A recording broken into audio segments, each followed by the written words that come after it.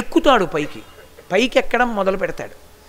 ఆ పైకి ఎక్కడం మొదలు పెడితే వాడు అభ్యున్నతిని పొందుతాడు. అందుకే గురువుగారిని పట్టుకుని ఎందుకు తిరుగుతారంటే మెలకువ తెలుసుకోవడానికి. ఇప్పుడు తాడు పట్టుకొచ్చి ఇలా తిప్పాను అనుకోండి, కట్టేశాను. అదే తాడు ఇలా తిప్పితే విప్పేశాను. ఒకవైపు తిప్పితే కట్టేశాను, ఓ వైపు తిప్పితే విప్పేశాను. తెలియక అలాగే తిప్పేస్తే ఇంకా కట్లు పడిపోతాయి. ఎటు తిప్పుతున్నావు, ఎందుకు తిప్పుతున్నావు, ఏ ప్రయోజనానికి తిప్పుతున్నావు? కట్టవలసి వస్తే ఒకవైపు తిప్పాలి, విప్పవలసి వస్తే ఓవైపు తిప్పాలి. ఎందుకు ఎలా తిప్పాలో తెలుసుకోవాలి. అది మెలకువ. దీనికి అంతటికీ పాదు ఎక్కడుంటుందంటే ధర్మమునందు ఉంటుంది. అందుకని వేదంలో కర్మకాండ అంత రావడానికి, ఆచారకాండ రావడానికి కారణం అది. ఆచారకాండ అంతటి చేత ఏం చేస్తారంటే దీన్ని జాగ్రత్త చేస్తారు. సే నువ్వు ఎలా పడితే అలా ఉండకూడదు సుమా అని దీనికి పరాకు చెప్తారు. దీనికి ఒక మడిబట్ట కట్టారనుకోండి, కడితే ఇది ఏ పనులు పడితే ఆ పనులు చేయకూడదు, ఏవో పడితే ముట్టుకోకూడదు, ఇప్పుడు నేను కొంతసేపు భగవంతుని విషయంలో శ్రద్ధతో ఉండాలి అని తెలుస్తుంది. అలా మీరు కట్టుకోలేదనుకోండి, ఎప్పుడూ ఎలా ఉన్నారో అలాగే ఉంటుంది. అందుకని దీన్ని సంస్కరించడానికి మొదట్లో ఏం చేస్తారంటే ఆచారకాండని ప్రయోగం చేస్తారు. ఇది ఒక స్థాయికి వెళ్ళిపోయాడు అనుకోండి, ఇకప్పుడు ఆయనకి ఆచారకాండతో సంబంధం ఏముండదు. ఆయనకి అగ్నిహోత్రంగా నిలబడిపోతాడు. అగ్నికి బట్ట ఎలా కడతారు మీరు? అగ్నికి బట్ట కట్టడం ఇంకా సాధ్యం కాదు. అందుకే లాగడం ప్రధానం కాదు, ఎటు లాగుతున్నావు అన్నది ప్రధానం. ఇప్పుడు ఒక వ్యక్తి ఉన్నాడు, పైకి లాగారు పైకి వస్తాడు, కిందకి లాగారు కిందకి ఎడతాడు. నేను లాగాను కదండి అంటే ఎటు లాగావు అది ప్రధానం.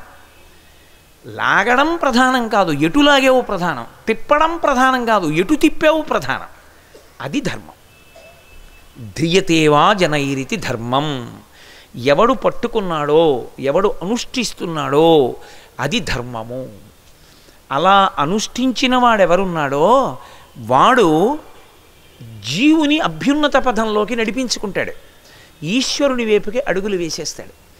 ఈశ్వరుడు ఎటువంటి వాడంటే మహాప్రీతి దేనికి చెందుతాడో తెలుసా అండి?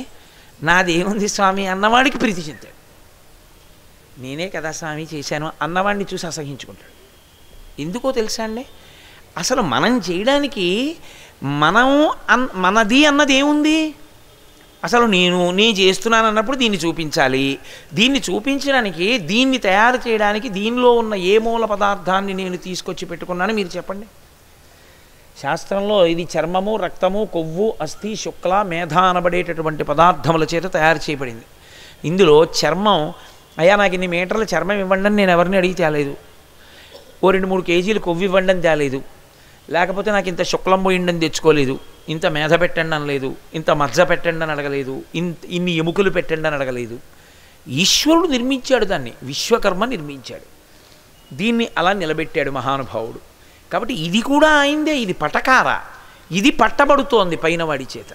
వాడి చేత పట్టబడింది అన్న భావనతో ఎంత నన్ను అనుగ్రహించావయా మహానుభావా, నువ్వు పైన పట్టుకుని నా చేత ఇంత మంచి పని చేయిస్తున్నావా, సర్వేశ్వర చేయించిన నీకు కృతజ్ఞుణ్ణి అన్నారనుకోండి, ఆయన కౌగిలించుకుంటాడు.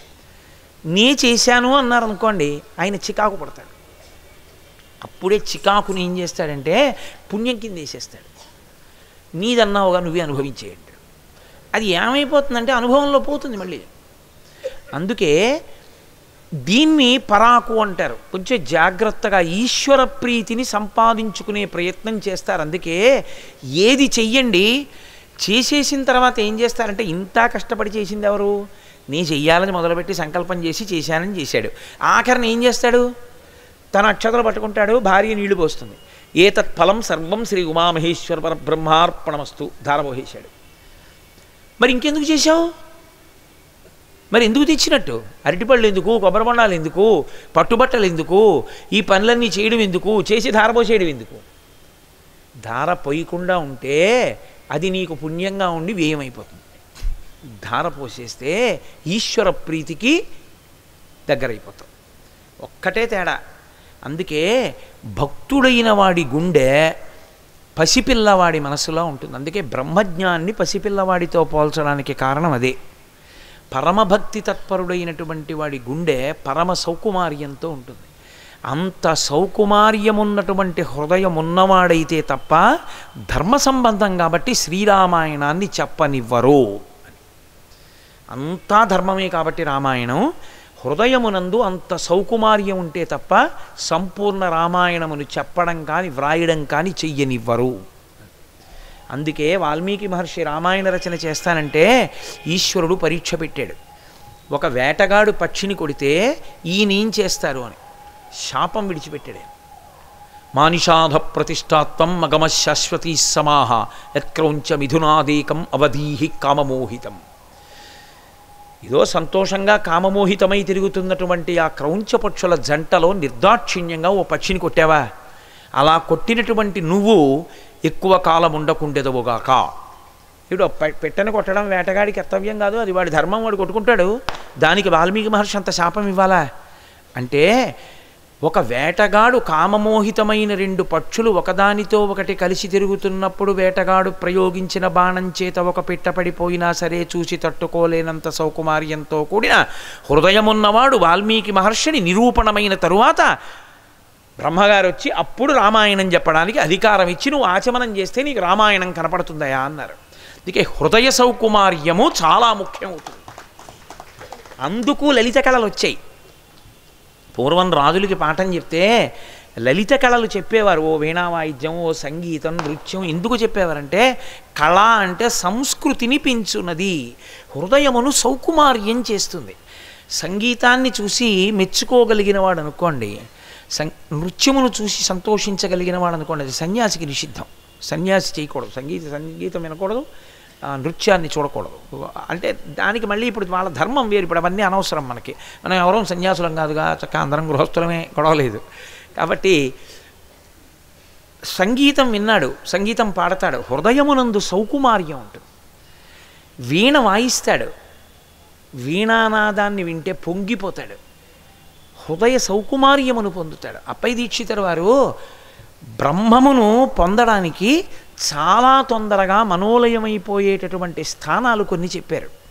అందులో వీణ వాయిస్తూ కీర్తన పాడుతూ నాదోపాసన ఎవరు చేస్తాడో వాడు ఆత్మదర్శనం అవుతుంది. ఆత్మదర్శనం అంటే ఆత్మగా నిలబడిపోతాడు. అందుకే ముత్తుస్వామి దీక్షితుల వారు ఆ స్థితిని పొందగలిగారు. మహానుభావుడు ముత్తుస్వామి దీక్షితుల వారికి కాశీపట్టణంతో సంబంధం. ముత్తుస్వామి దీక్షితుల వారు చిన్నతనంలో సంగీతం నేర్చుకుంటుంటే వారి గురువుగారు వచ్చారు ఇంటికి.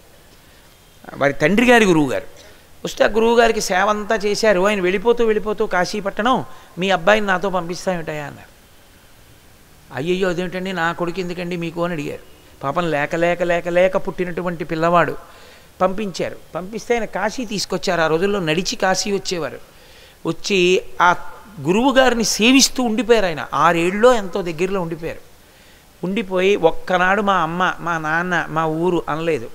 పిల్లవాడు ఒక రోజున గంగానది ఒడ్డుకు వచ్చి ముత్తుస్వామి దీక్షితుల వారి గురువుగారు నిలబడి, నాయనా ఇవాళ నువ్వు ముందు స్నానానికి వెళ్ళి నువ్వు ముందు స్నానం చేసి ములిగి నీకు చేతులు 2 కింద పెట్టు, నీ చేతులకు ఏది దొరికితే పైకెత్తి ఒడ్డుకు పట్టరా అన్నారు.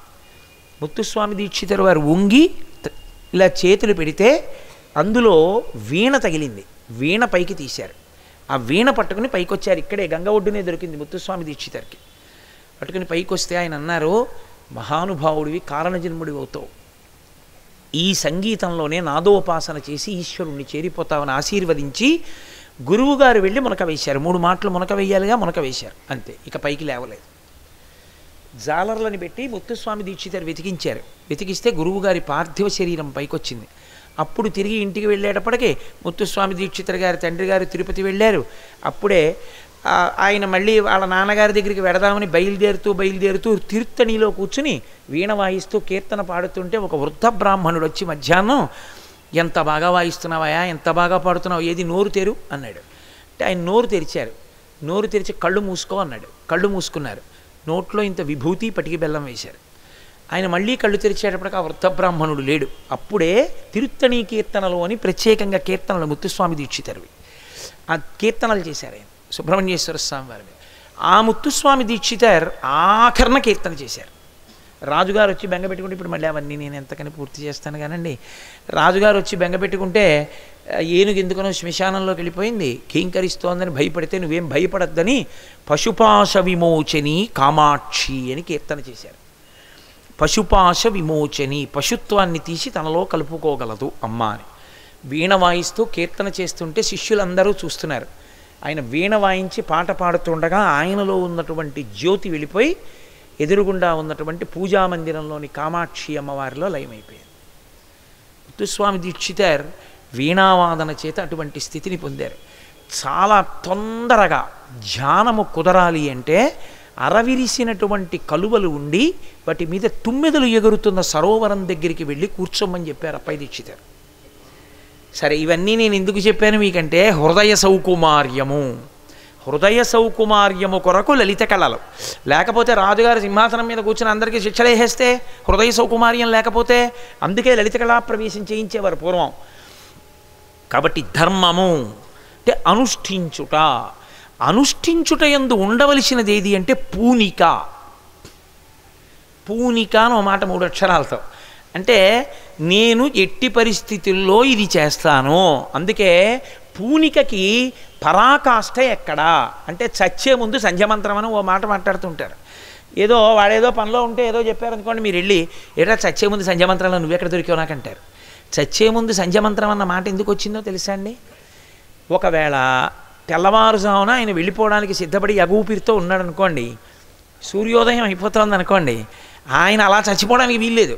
యజ్ఞోపవీతం ఉంటే ఆయనకి కొడుకు తీసుకెళ్ళి విభూతి జల్లి లేపి నించోపెట్టి కూర్చోపెట్టి గబగబా అర్ఘ్యం ఇచ్చేసి తండ్రి చేతులకు తడి చేసి పడుకోబెట్టాలి. చచ్చిపోయే ముందు కూడా ఓపిక ఉన్నంతసేపు ఆ కాలమునందు గాయత్రి చెయ్యవలసినదే. అది పూనిక.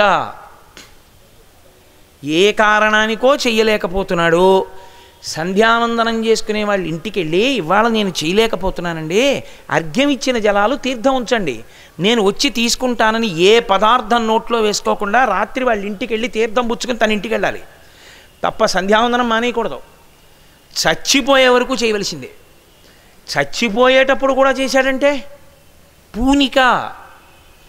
అదే నన్ను ఉద్ధరిస్తుందని నమ్మకం, దానికి చేస్తాడు. ఆ నమ్మకం లేదనుకోండి, తెలిసి ఉంటుంది అంతే, చేయడు. సంధ్యావందనం చెయ్యాలని తెలుసు, చేయడు. గాయత్రి చెయ్యాలని తెలుసు, చేయడు. పూనిక వేరు, తెలిసి ఉండడం వేరు. తెలిసుండి నమ్మకం లేకపోవడం అంతకన్నా దారుణం. తెలిసుండి నమ్మి ఆచరించకపోవడం ఘోరం. అది రావణుడు.